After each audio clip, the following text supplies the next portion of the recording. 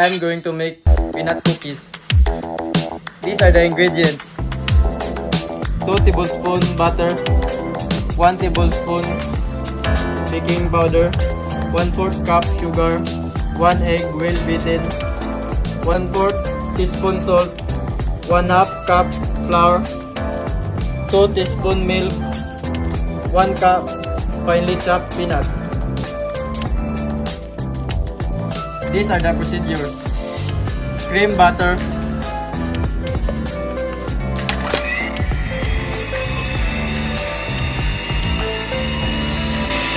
add sugar and egg,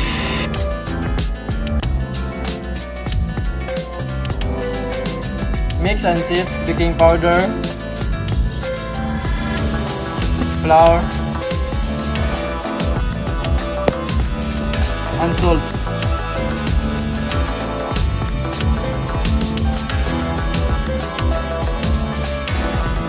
Add the first mixture. Then add milk and peanuts.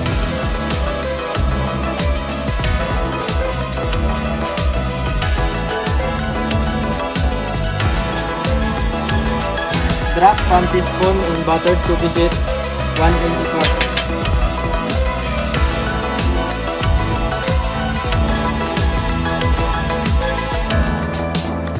Then shape.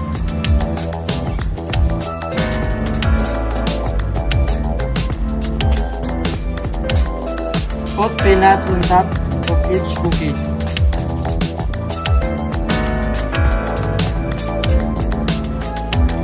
Bake 12 to 15 minutes in moderately slow oven, 325 Fahrenheit.